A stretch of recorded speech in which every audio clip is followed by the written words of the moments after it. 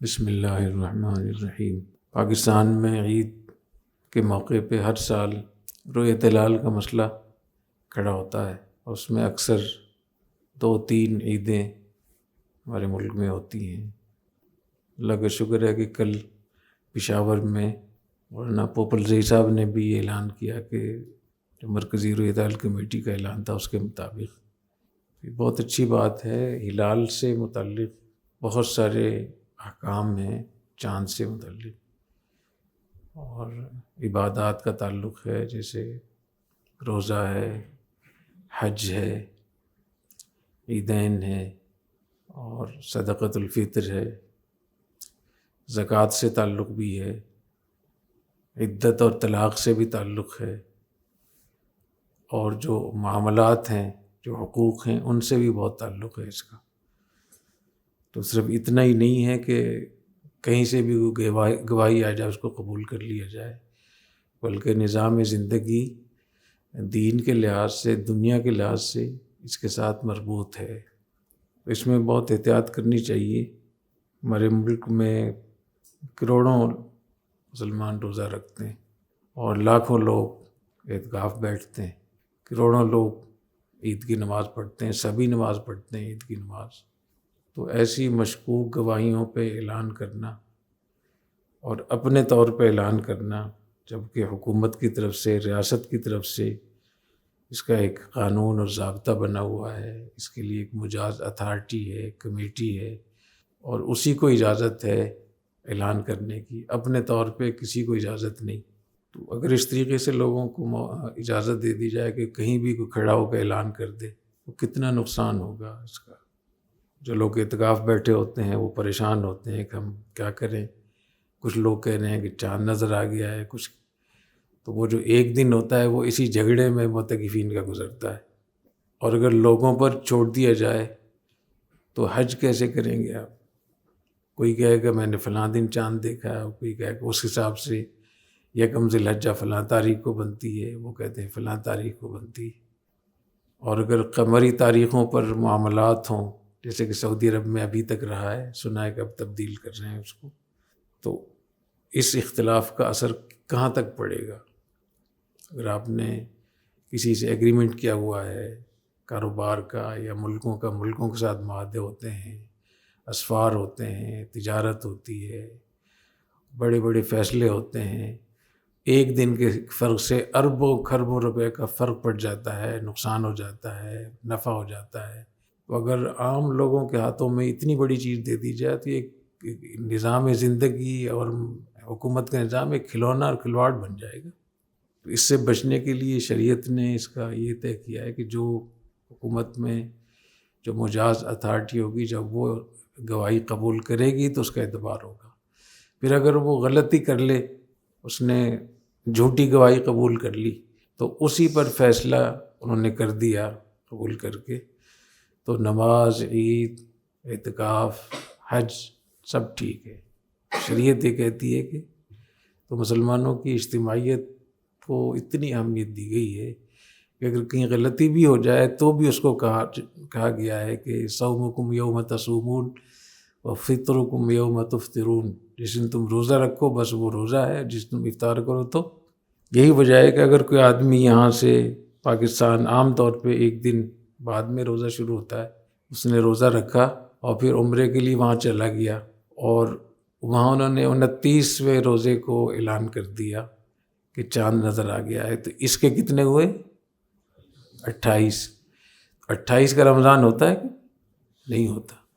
تو یقینی طور پہ 29واں دن جو ان کا 30واں ہے، جو اس کا 28واں ہے یا 29واں، تو وہ رمضان کا ہے، لیکن اجتماعیت کی وجہ سے ان کے ساتھ افطار کرے، عید کرے، اور عید کے بعد پھر اپنے روزوں کی قضا کرے، تاکہ مسلمانوں کے ساتھ اجتماعیت رہے۔ اور اگر کسی نے وہاں روزے شروع کیے اور ایک دن کا ویسے ہی فرق تھا، جب وہ یہاں پہنچا اس کے 30 ہو گئے پورے، اس کے کتنے ہو گئے؟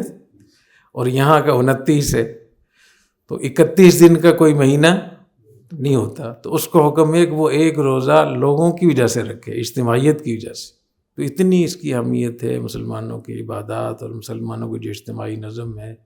علامہ سرخسی رحمہ اللہ تعالیٰ نے یہ لکھا ہے کہ اگر ایک جم غفیر نے آ کر گواہی دی قاضی کے سامنے کہ آج 8 ذی الحجہ ہے، 9 ذی الحجہ نہیں ہے کیونکہ ہم نے چاند فلاں تاریخ کو دیکھا تھا، اس حساب سے آج 8 بنتی ہے، 9 ذی الحجہ نہیں ہے جیسے کہ آپ لوگوں نے اعلان کیا، تو فرمایا قاضی ان کی گواہی کو قبول کر لے اور اگلے دن حج ہو سکتا ہے، یہ ممکن ہے نا کہ اگلے دن۔ اور اگر وہ یہ کہیں کہ ہم نے ایک دن پہلے چاند دیکھا تھا اور آج جو حاجی لوگ عرفات میں جمع ہیں یہ 10ویں ذی الحجہ ہے تو فرمایا کہ اس گواہی کو قبول نہ کرے اور ان سے کہہ دے الفتنۃ نائمہ لعن اللہ من ایقظہ، کہ فتنہ سویا ہوا ہے، اس شخص پہ اللہ کی لعنت ہو جو فتنے کو جگائے، یعنی فتنہ لوگوں میں برپا کرنا۔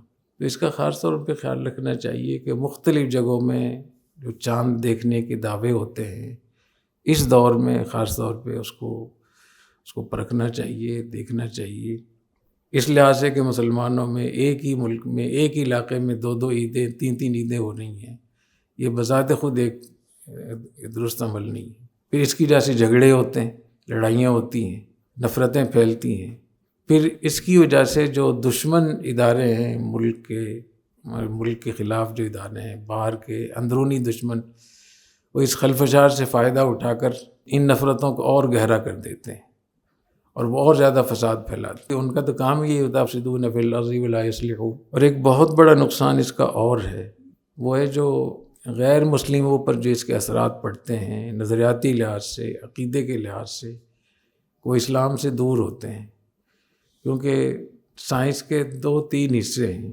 ایک حصہ اس کا وہ ہے جس میں وہ ایک ضابطہ اور فارمولہ کی شکل ہوتی ہے اس کی، ایک اس کی عملی مشاہدہ ہوتا ہے، اور ایک اس کے حوالے سے پیش گوئیاں ہوتی ہیں کہ ایسا ہو جائے گا اور ایسا ہو جائے گا، ایسا ہو جائے گا۔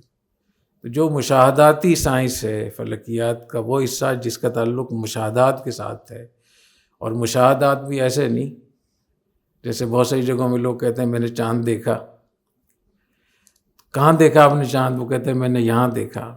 دوسرے سے پوچھا آپ نے کہاں دیکھا؟ وہ کہے میں نے ادھر دیکھا۔ تو اس قسم کا مشاہدہ نہیں، صحیح مشاہدہ ہو۔ تو ایک اصول کی فلکیات اور سائنس ہے، اور ایک مشاہداتی سائنس ہے، اور ایک اس سے جڑے ہوئے پھر آگے مستقبل میں پیش گوئیاں، اندازے، تخمینے۔ جو مشاہدات والا حصہ ہے، یہ اگر مشاہدات درست ہیں تو وہ حتمی اور یقینی ہے، وہ قطعی ہے، کیونکہ مشاہدہ یقینی ہے۔ کوئی بھی مشاہدہ وہ شریعت کے خلاف نہیں ہو سکتا، اور شریعت کا کوئی بھی حکم مشاہدے کے خلاف نہیں ہو سکتا۔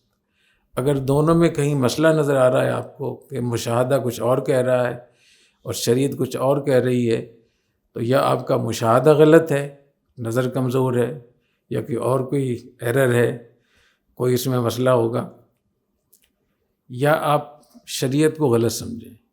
یہ ہو نہیں سکتا کہ مشاہدہ اور شریعت میں بالکل یہ دعویٰ ہے پورا اس کا۔ تو چاند کے بارے میں بہت ساری چیزیں ایسی ہیں جو مشاہدات ہیں اور یقینی ہیں، اس میں کسی کا کوئی اختلاف نہیں ہے۔ مثلا چاند کی پیدائش کب ہے، چاند کب طلوع ہوگا، کب غروب ہوگا، چاند خط استوا پہ ہے، شمال میں ہے، جنوب میں ہے، چاند کا میل قمر کتنا ہے، کس ڈگری پہ ہے، سورج سے دائیں ہیں بائیں ہیں، بالکل اوپر ہے یا نیچے ہے، اور افق سے کتنے ڈگری بلند ہے، محل وقوع اس کا۔ یہ سب چیزیں ایسی ہیں جو یقینی ہیں۔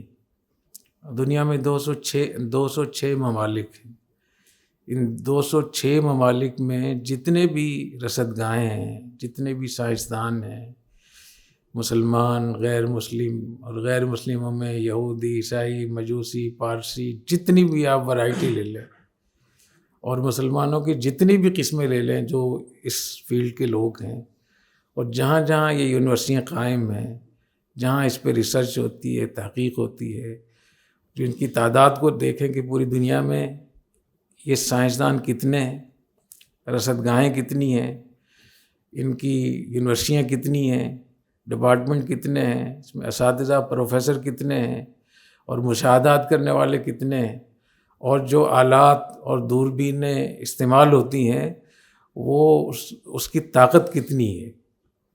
ہماری آنکھ جتنی دیکھتی ہے تو 5000 گنا زیادہ دوربین دیکھ سکتی ہے، 5000 گنا زیادہ۔ اگر اس میں بھی چاند نظر نہیں آ رہا تو یہ مردان میں کیسے نظر آ جاتا؟ تو اگر ان سب کو آپ جمع کریں اور کسی کا اس میں کوئی اختلاف نہیں ہے، اس کے مقابلے میں آپ کسی گاؤں اور دیہاتی آدمی کی بات کو آپ مان رہے ہیں، تو کم از کم اتنی سمجھ ہمیں ہونی چاہیے کہ یہ تو اسلام پر وہ اعتراض کریں گے، اور کرتے ہیں۔ وہ کہہ رہے ہیں کہ کیسے چاند وہاں ہے ہی نہیں سرے سے، وہ کہہ رہے ہیں میں نے دیکھا ہے۔ تو یہ ہو سکتا ہے کہ وہ غلطی کر رہا ہو، غلط فہمی ہو رہی ہو، کوئی اس کو کوئی اشتباہ ہوا ہو، لیکن پورے لوگ اور لاکھوں کروڑوں مسلمان اس کو صحیح سمجھتے ہیں۔ تو یہ ایسی چیز ہے جو اسلام پر ایک بہت بڑا دھبا ہے، میں سمجھتا ہوں، اور ہماری یہ جہالت ہے۔ یہ کوئی شریعت کی پابندی نہیں ہے، یہ دین سے شریعت سے لا علمی ہے۔ الحمدللہ یہاں جامعۃ الرشید میں جدید سائنس بھی پڑھائی جاتی ہے، قدیم سائنس بھی پڑھائی جاتی ہے، اور شریعت بھی پڑھائی جاتی ہے کہ شریعت کے احکام کیا ہیں، اس کے بارے میں حکومت کے کیا اختیارات ہیں، کمیٹیوں کے اختیارات ہیں، اور جو آدمی چاند دیکھنے کا دعویٰ کر رہا ہے اس کو کیسے اس کو پرکھنا ہے، تزکیۃ الشہود، گواہ کا تزکیہ کیسے کرنا ہے کہ وہ ٹھیک بھی بول رہا ہے، نہیں اس کا دماغ تو ٹہلا ہوا نہیں ہے، یہ ایسا تو نہیں کہ کھیل رہا ہو ہمارے ساتھ، کوئی اور منصوبہ بنایا ہوا انہوں نے دیکھ رہا ہو، یا کوئی غلط فہمی ہو رہی ہو۔ تو ہم اگر اسلام کی دعوت نہیں دے سکتے کم از کم منفر نہ کریں۔ ہاں اس میں اختلاف ہو سکتا ہے کہ چاند نظر آنے کے قابل کب ہوتا ہے اور چاند کب نظر آ سکتا ہے، اس میں اختلاف ہو سکتا ہے، کیونکہ اس سے بھی تعلق ہے کہ آپ اونچائی پر ہیں یا نشیب میں ہیں۔ آپ کا اپنا جو شہر ہے، جو جگہ ہے آپ کی، وہ اسی سمت میں ہے، اسی جگہ پہ جہاں چاند ہے۔ چاند جنوب میں اور آپ شمال میں رہتے ہیں، دور ہے آپ سے، اس کا فرق بھی ہوگا۔ اسی طریقے سے چاند زمین سے کتنا دور ہے، تو 3,56,000 کلومیٹر سے لے کر تقریباً 4,00,000 کلومیٹر تک، تو تقریباً 50,000 کلومیٹر کا فرق ہوتا ہے۔ تو جب قریب ہوگا چاند تو زیادہ اس کی روشنی نظر آئے گی، جب دور ہوگا تو کم نظر آئے گی۔ اسی طریقے سے اگر افق آپ کا متغیر ہے، اس میں گرد و غبار ہے، موسم صاف نہیں ہے، اس سے بھی فرق پڑے گا۔ چاند کے قریب ہے یا دور ہے، اس سے بھی فرق پڑے گا۔ اگر چاند سورج کے قریب ہے تو سورج میں تو روشنی بہت زیادہ ہوتی ہے نا، تو وہ نظر نہیں آئے گا آپ کو۔ جیسا کہ کل کا معاملہ تھا، تو کل چاند سورج کے بالکل قریب تھا، تو بہت مشکل ہوتا ہے کہ اس حالت میں دوربین سے بھی نظر آئے۔ تو اتنے سارے جب فرق ہوتے ہیں تو اس میں تو آپ اختلاف کر سکتے ہیں۔ کوئی کہتا ہے میں نے دیکھ لیا، اونچائی پر تھا، لیکن کم از کم اتنا ہونا ضروری ہے کہ نظر آنے کے قابل تو ہو، کم از کم نظر آیا، کسی کو نہیں آیا۔ تو اللہ کرے اس پہ ہمارے جو اساتذہ ہیں، علماء کرام ہیں، مفتی حضرات ہیں، جن کا تعلق خیبر پختونخوا سے ہے یا ان علاقوں سے ہے جہاں خاص طور پہ چاند نظر آتا ہے، تو اس پہ اچھی تحقیق کرنی چاہیے اور لوگوں سے بات چیت بھی کرنی چاہیے۔ خود خیبر پختونخوا میں حسن ابدال اور کون سا جو سب شروع میں ہری پور، ایبٹ آباد، مانسیرا، اگی، بٹگرام، پھر آگے تھاکوٹ، بشام، شانگلہ، اس سے پھر آگے منیر، سوات، اور آگے مدین، کالام، اور اس سے آگے کوہستان، اور کوہستان سے آگے اسکردو آپ چلے جائیں، پھر گلگت چلے جائیں اور چترال میں چلے جائیں۔ ان علاقوں میں کبھی چاند نظر نہیں آتا، حالانکہ یہ علاقے اونچائی پر ہیں، بلندی پر ہیں، وہاں سے زیادہ آسان ہوتا ہے چاند کے نظر آنے کا، امکانات زیادہ ہوتے ہیں۔ تو ان چیزوں پہ غور کرنا چاہیے۔ اللہ تعالیٰ میں توفیق عطا فرمائے۔